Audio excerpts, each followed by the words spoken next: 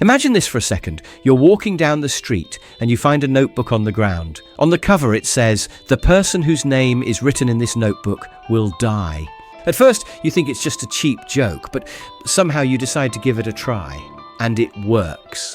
Now don't give me the "I'd throw it away" answer. Be honest. If you knew, for a fact, that this notebook works and you could change the world with it, how long do you really stay innocent? Because that exact question is where Light Yagami's story actually begins. Before Kira ever existed, the world in Death Note wasn't peaceful. It was normal. Crime wasn't shocking anymore. It wasn't something that made people stop and stare. It was just part of the background. People still got arrested. And yeah, some of them ended up in prison. But cases dragged on, loopholes existed, and sentences got reduced. If you had enough money, influence, or time, you could usually find a way to outlast the consequences. Justice didn't suddenly collapse. It wore down slowly over years, in ways people barely noticed. So people adapted. They started changing little things without even thinking about it. Double-checking their locks, avoiding certain streets, and making mental notes about when it was safer to just stay home. And after a while, that just felt normal. But that isn't peace. That's just living with fear, quietly humming in the background. And in a world like that, the idea of someone who could end crime instantly doesn't sound insane. It sounds tempting. This is where Light Yagami comes in, as someone who looked at the world the way it already was.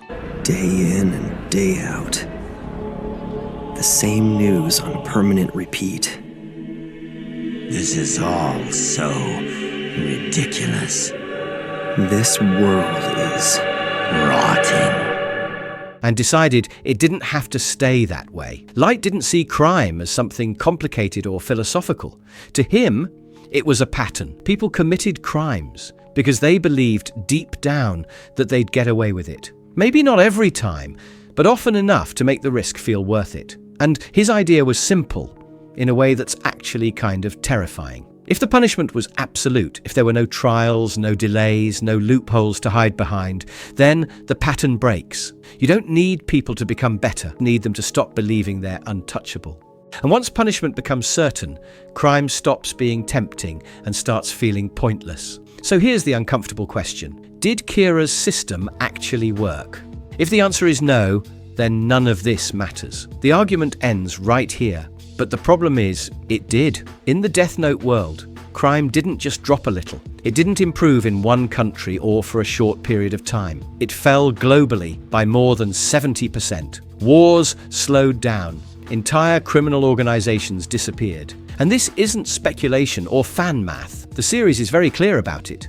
Since Kira's appearance 6 years ago, wars have stopped, and global crime rates have been reduced by over 70%.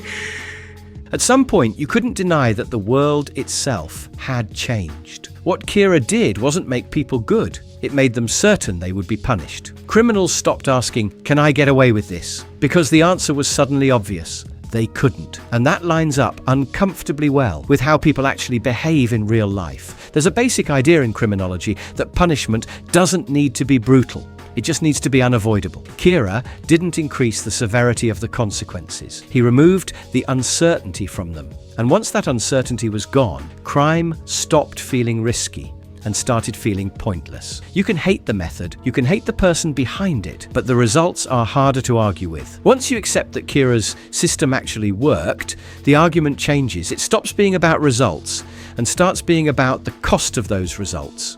Because at that point, the real question isn't whether crime went down, it's why it went down. A lot of people want to believe the answer is morality, that people follow laws because they're good or because they care about doing the right thing. But that's not how it usually works in real life. Most people follow rules because breaking them has consequences, and because those consequences feel real. Fear gets a bad reputation, but it's one of the most effective ways humans have ever shaped behavior. We don't drive carefully because we're morally superior drivers. We drive carefully because we don't want a ticket, an accident, or worse. We don't steal because we're afraid of getting caught. Kira didn't invent that system. He just took it to the extreme. He didn't ask people to become better. He forced them to stop believing they could get away with things. And from a practical point of view, the reason almost doesn't matter. If someone doesn't commit a crime, the victim doesn't care why. They only care that it didn't happen. That's the uncomfortable truth here. Fear doesn't make people good, but it does make them predictable. This is the point where Kira stops being the obvious problem, and society itself starts getting uncomfortable. Because even though people were terrified of him, they were also benefiting from what he was doing. Crime went down, the streets felt safer, and people slept a little easier at night. Everyone could feel it, even if no one wanted to say it out loud. Publicly, he was condemned as a monster. Privately, he was being factored in, and that's where things start to get interesting. Because Kira didn't just scare criminals, he scared the people who were supposed to handle them: police officers, judges, and politicians. Their power depends on crime existing, on cases to solve, laws to interpret, systems to manage. And when crime started disappearing, a lot of them began realizing how replaceable they suddenly felt. So opposing Kira wasn't always about morality. For many people, it was about self-preservation. Not physical survival, but professional and institutional survival. Kira wasn't dangerous because his world was worse. He was dangerous because his world made certain roles unnecessary.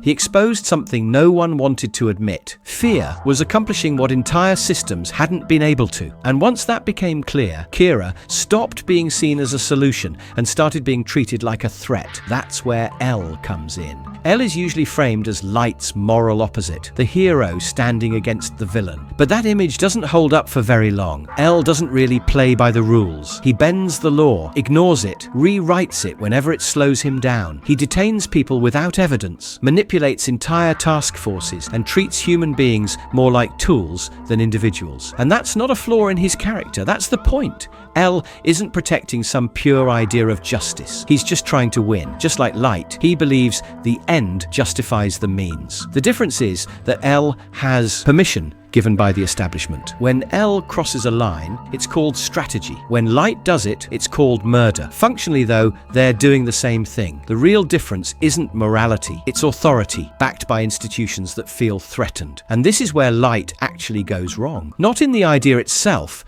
but in what he lets that idea turn him into. At the beginning, Light's focus is outward: crime, results, the shape of a better world. But over time, that focus shifts. It stops being about fixing the system and starts being about standing above it. Anyone who questions Kira isn't just disagreeing anymore, they're an enemy, and that's the turning point. The moment criticism feels like betrayal, justice gives way to ego. Light didn't fail because Kira didn't work. He failed because he couldn't separate the idea from his need to be its god. Any system built entirely on one person's judgment starts falling apart the moment that person believes they can't be wrong. So if Light was wrong, it wasn't because he tried to change the world. It was because he believed he should never be questioned while doing it.